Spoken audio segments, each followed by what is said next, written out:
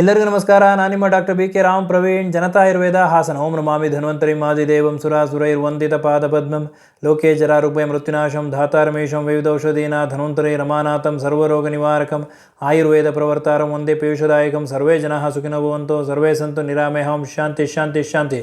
ವೀಕ್ಷಕರೇ, heart attack, ಹೃದಯಾಘಾತ. ಇತ್ತೀಚಿನ ದಿನಗಳಲ್ಲಿ ಹೃದಯಾಘಾತ ಆಗುತ್ತಿರುವವರ ಸಂಖ್ಯೆ ಹೆಚ್ಚಾಗ್ತಿದೆ. ನೀವು ಎಲ್ಲೇ ಕೇಳಿ, ಏನಕ್ಕೆ ಕೇಳಿ, ಏನಾಯಿತು ಅಂತ ಕೇಳಿದ್ರೆ ಹಾರ್ಟ್ ಅಟ್ಯಾಕ್ ಆಯಿತು ಅಂತಿರ್ತಾರೆ. ಯಾವ ವಯಸ್ಸು ಕೇಳ್ತಿಲ್ಲ, ಚಿಕ್ಕವರು ದೊಡ್ಡವರು ಅಂತ ಕೇಳ್ತಾ ಇಲ್ಲ. ಹಾಗಾಗಿ ಹೃದಯಾಘಾತ, ಹಾರ್ಟ್ ಅಟ್ಯಾಕ್ ಆಗ್ತಿರುವವರ ಸಂಖ್ಯೆ ಹೆಚ್ಚಾಗ್ತಿದೆ. ಹಾಗೂ ಕೆಲವೊಬ್ರು ಏನು ಮಾಡಿಬಿಡ್ತಾರೆ ಅಂದರೆ, ಯಾವುದೇ ರೀತಿ ಎದೆನೋವು ಬಂದರೂ ಏನೋ ಗ್ಯಾಸ್ಟ್ರಿಕ್ ಎದೆನೋವು ಅಂತ ಅಂದ್ಕೊಂಡು ಗ್ಯಾಸ್ಟ್ರಿಕ್ ಮಾತ್ರೆನೋ, ಆಂಟಾಸಿಡ್ ಮಾತ್ರೆಗಳನ್ನೋ, ಸಿರಪ್ಗಳನ್ನೋ, ಔಷಧಿನ ತೊಗೊಂಡು ಕಡಿಮೆ ಮಾಡೋಕ್ಕೆ ನೋಡ್ಕೊತಾ ಇರ್ತಾರೆ. ಆದರೆ ಸ್ವಲ್ಪ ಸಮಯದ ನಂತರ ಅವ್ರಿಗೆ ಗೊತ್ತಾಗ್ತದೆ ಅದು ಹಾರ್ಟ್ ಅಟ್ಯಾಕ್ ಆಗಿದೆ ಅಂತ. ಆವಾಗ ಪಶ್ಚಾತ್ತಾಪ ಪಡ್ತಾರೆ. ಇನ್ನು ಕೆಲವರು ಎದೆನೋವು ಬರ್ತಾಯಿದ್ರು ನೋವಿನ ಮಾತ್ರೆನೋ, ನೋವಿನ ಇಂಜೆಕ್ಷನ್ನು ಯಾವುದೋ ತಗೊಂಡು ಕಡಿಮೆ ಮಾಡ್ಕೊಳ್ಳೋಕೆ ನೋಡ್ತಾರೆ. ಆದರೆ ಸ್ವಲ್ಪ ಸಮಯದ ನಂತರ ಅವ್ರಿಗೆ ಗೊತ್ತಾಗಿರ್ತದೆ ಇದು ಹಾರ್ಟ್ ಅಟ್ಯಾಕ್ ಆಗಿದೆ ಅಂತ ಅಂದ್ಕೊಂಡು ತುಂಬಾ ನೊಂದ್ಕೋತಾ ಇರ್ತಾರೆ.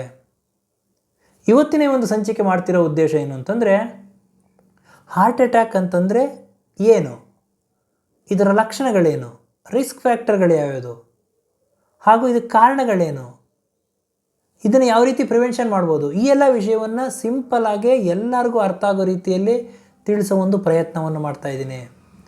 ಈ ಹಾರ್ಟ್ ಅಟ್ಯಾಕ್ ಆಗಿ ಈ ಒಂದು ಲಕ್ಷಣಗಳು ಕಾಣಿಸ್ಕೊಳ್ತು ಅಂದರೆ ಯಾವುದೇ ಕಾರಣಕ್ಕೂ ನೆಗ್ಲೆಕ್ಟ್ ಮಾಡಬೇಡಿ.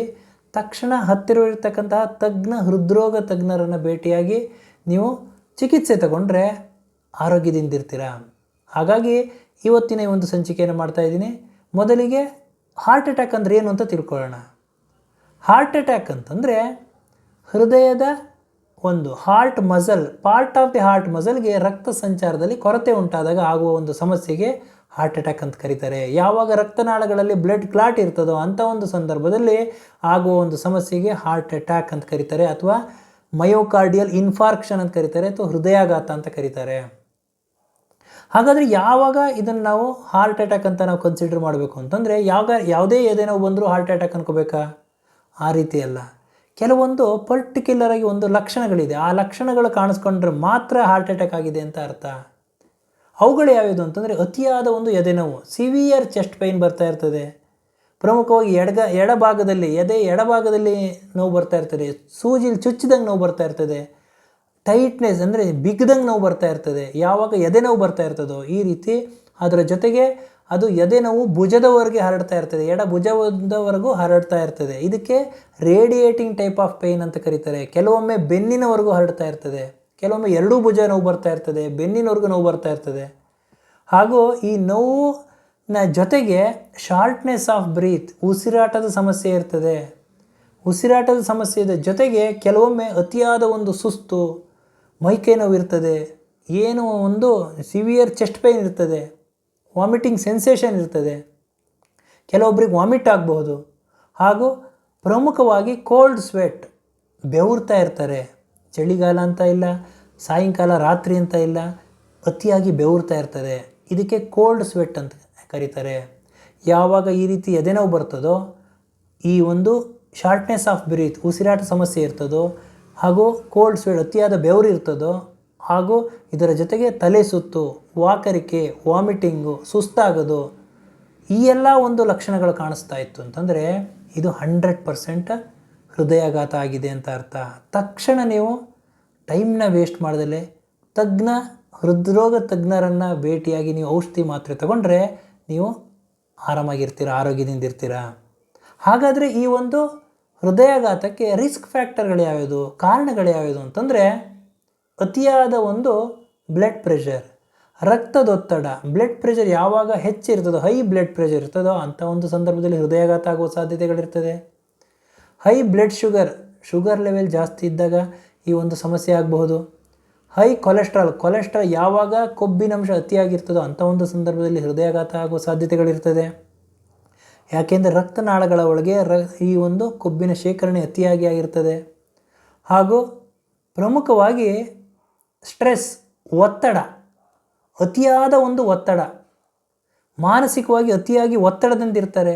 ಸ್ಟ್ರೆಸ್ಸು, ಟೆನ್ಷನ್, ಒತ್ತಡದಿಂದ ಇರ್ತಾರೆ. ಅಂಥ ಒಂದು ಸಂದರ್ಭದಲ್ಲಿ ಹೃದಯಾಘಾತ ಆಗುವ ಸಾಧ್ಯತೆಗಳಿರ್ತದೆ. ಹಾಗೂ ನಿದ್ದೆ, ಯಾವಾಗ ನಿದ್ದೆ ಕಡಿಮೆ ಇರ್ತದೋ, ಲ್ಯಾಕ್ ಆಫ್ ಸ್ಲೀಪ್, ನಿದ್ದೆ ಕಡಿಮೆ ಇದ್ದ ಸಂದರ್ಭದಲ್ಲೂ ಅವರಿಗೆ ಹೃದಯಾಘಾತ ಆಗುವ ಸಾಧ್ಯತೆಗಳಿರ್ತದೆ. ಇನ್ನು ಅತಿಯಾದ ಒಂದು ಧೂಮಪಾನ, ಮದ್ಯಪಾನ, ಟೊಬ್ಯಾಕೊ ಸೇವನೆಗಳನ್ನ ಹೆಚ್ಚು ಮಾಡ್ತಾ ಇದ್ದ ಸಂದರ್ಭದಲ್ಲಿ, ಹಾಗೂ ಒಬೆಸಿಟಿ, ಓವರ್ ವೆಯ್ಟ್, ಈ ಬೊಜ್ಜಿನ ಸಮಸ್ಯೆಯಿಂದ ಬಳಲ್ತಾ ಇದ್ದ ಸಂದರ್ಭದಲ್ಲಿ, ಫಿಸಿಕಲ್ ಇನ್ಯಾಕ್ಟಿವಿಟಿ, ಲ್ಯಾಕ್ ಆಫ್ ಎಕ್ಸಸೈಸ್, ಯಾವಾಗ ಏನು ಒಂದು ಎಕ್ಸಸೈಸ್ಗಳು ಮಾಡಲ್ಲ, ವ್ಯಾಯಾಮ ಮಾಡಲ್ಲ, ದೇಹನ ಒಂದು ಶ್ರಮದ ಕೆಲಸವನ್ನು ಮಾಡಲ್ಲ, ಅಂಥ ಒಂದು ಸಂದರ್ಭದಲ್ಲಿ ಆಗ್ತದೆ. ಇನ್ನು ಫ್ಯಾಮಿಲಿಯಲ್ ಹಿಸ್ಟ್ರಿ, ಫ್ಯಾಮಿಲಿಯಲ್ಲಿ ಯಾರಿಗಾದರೂ ಈ ಹೃದಯ ಸಂಬಂಧಿ ಕಾಯಿಲೆಗಳಿದ್ದ ಸಂದರ್ಭದಲ್ಲಿ, ಇನ್ಕ್ರೀಸಿಂಗ್ ಏಜ್, ವಯಸ್ಸಾದ ನಂತರ, ಒಂದು 65-70 ವರ್ಷ ಆದ ನಂತರ, ಈ ಎಲ್ಲ ಒಂದು ಕಾರಣಗಳಿಂದ ಇವೆಲ್ಲದೂ ಒಂದು ರಿಸ್ಕ್ ಫ್ಯಾಕ್ಟರ್. ಈ ಎಲ್ಲ ಒಂದು ರಿಸ್ಕ್ ಫ್ಯಾಕ್ಟರಲ್ಲಿ ಹೃದಯಾಘಾತ ಆಗುವ ಸಾಧ್ಯತೆಗಳಿರ್ತದೆ. ಹಾಗಾದರೆ ಪ್ರಿವೆನ್ಷನ್ ಯಾವ ರೀತಿ ಮಾಡ್ಬೋದು ಅಂತಂದರೆ, ಬ್ಲಡ್ ಪ್ರೆಷರ್, ಬಿ ಪಿನ ಕಂಟ್ರೋಲ್ ಮಾಡ್ಕೋಬೇಕು, ಬ್ಲಡ್ ಶುಗರ್ನ ಕಂಟ್ರೋಲ್ ಮಾಡ್ಕೋಬೇಕು, ಕೊಲೆಸ್ಟ್ರಾಲ್ನ ಕಂಟ್ರೋಲ್ ಮಾಡ್ಕೋಬೇಕು, ಅತಿಯಾದ ಒಂದು ಟೆನ್ಷನ್ನು, ಸ್ಟ್ರೆಸ್, ಒತ್ತಡ ತಗೋತಾ ಇದ್ದರೆ ಅದನ್ನು ಕಡಿಮೆ ಮಾಡ್ಕೋಬೇಕಾಗ್ತದೆ. ಹಾಗೂ ನಿದ್ದೆ, ಸಮಯಕ್ಕೆ ಸರಿಯಾಗಿ ನಿದ್ದೆ ಮಾಡಬೇಕಾಗ್ತದೆ. ಇನ್ನು ಅತಿಯಾದ ಒಂದು ಜಂಕ್ ಫುಡ್ಸ್ಗಳನ್ನ, ಮಸಾಲೆ ಪದಾರ್ಥಗಳನ್ನ, ಸಿಹಿ ಪದಾರ್ಥಗಳನ್ನ, ಜಿಡ್ಡಿನ ಪದಾರ್ಥಗಳನ್ನ ಹೆಚ್ಚು ಸೇವನೆ ಮಾಡ್ತಾ ಇದ್ದರೆ ಅದನ್ನು ಕಡಿಮೆ ಮಾಡಬೇಕಾಗ್ತದೆ. ಹಾಗೂ ಆದಷ್ಟು ಪ್ರೋಟೀನ್ ಜಾಸ್ತಿ ಇರ್ತಕ್ಕಂತಹ, ನಾರಿನಂಶ ಜಾಸ್ತಿ ಇರ್ತಕ್ಕಂತಹ, ಫೈಬರ್ ಅಂಶ ಇರ್ತಕ್ಕಂತಹ ಆಹಾರ ಪದಾರ್ಥಗಳನ್ನ ಸೇವನೆ ಮಾಡಬೇಕಾಗ್ತದೆ. ಹಾಗೂ ಧೂಮಪಾನ, ಮದ್ಯಪಾನ, ಟೊಬ್ಯಾಕೊ ಸೇವನೆಗಳನ್ನ ಬಿಡಬೇಕಾಗ್ತದೆ. ರೆಗ್ಯುಲರ್ ಫಿಸಿಕಲ್ ಆ್ಯಕ್ಟಿವಿಟಿ ಮಾಡಬೇಕಾಗ್ತದೆ. ರೆಗ್ಯುಲರ್ ಎಕ್ಸಸೈಸು, ವಾಕಿಂಗ್ ಇರಬಹುದು, ವ್ಯಾಯಾಮ, ಯೋಗಾಸನ ಇರ್ಬೋದು, ಇವುಗಳನ್ನ ಮಾಡಬೇಕಾಗ್ತದೆ. ಹಾಗೂ ಅತಿಯಾದ ಒಂದು ಓವರ್ ವೆಯ್ಟ್ ಇದ್ದರೆ ವೆಯ್ಟ್ ರಿಡಕ್ಷನ್ ಮಾಡ್ಕೋಬೇಕಾಗ್ತದೆ. ಹಾಗೂ ಆಹಾರದಲ್ಲಿ ನಿಯಮಿತವಾಗಿ ಆಹಾರ ಸೇವನೆ ಮಾಡಬೇಕಾಗ್ತದೆ. ಸಮಯಕ್ಕೆ ಸರಿಯಾದ ಆಹಾರ, ಸರಿಯಾದ ಸಮಯಕ್ಕೆ ನಿದ್ದೆ, ಹಾಗೂ ಒಂದು ಸ್ಟ್ರೆಸ್ ಫ್ರೀ ಲೈಫ್ ನಡೆಸಬೇಕಾಗ್ತದೆ. ಯಾವುದೇ ಕಾರಣಕ್ಕೂ ಅತಿಯಾದ ಒತ್ತಡ ತಗೋತಾ ಇದೆ ಅದನ್ನು ನೀವು ನಿಲ್ಲಿಸಬೇಕಾಗ್ತದೆ. ಹಾಗಾಗಿ ಇವತ್ತಿನ ಈ ಒಂದು ಸಂಚಿಕೆಯಲ್ಲಿ ಹೃದಯಾಘಾತ ಅಂದರೆ ಏನು, ಅದರ ರಿಸ್ಕ್ ಫ್ಯಾಕ್ಟರ್ಗಳು ಯಾವುದು, ಕಾರಣಗಳು ಯಾವುದು, ಲಕ್ಷಣಗಳು ಯಾವುದು, ಯಾವ ರೀತಿ ಪ್ರಿವೆನ್ಷನ್ ಮಾಡ್ಕೋಬೋದು, ಈ ಎಲ್ಲ ವಿಷಯವನ್ನು ತಮಗೆ ತಿಳಿಸ್ಕೊಟ್ಟಿದ್ದೀನಿ. ನನ್ನ ಈ ವಿಡಿಯೋ ತಮಗೆ ಇಷ್ಟವಾಗಿದ್ದಲ್ಲಿ ಲೈಕ್ ಮಾಡಿ, ಶೇರ್ ಮಾಡಿ, ಹಾಗೂ ನನ್ನ ಎಲ್ಲ ಮುಂದಿನ ವಿಡಿಯೋಗಳಿಗಾಗಿ ಸಬ್ಸ್ಕ್ರೈಬ್ ಮಾಡಿ. ಧನ್ಯವಾದ.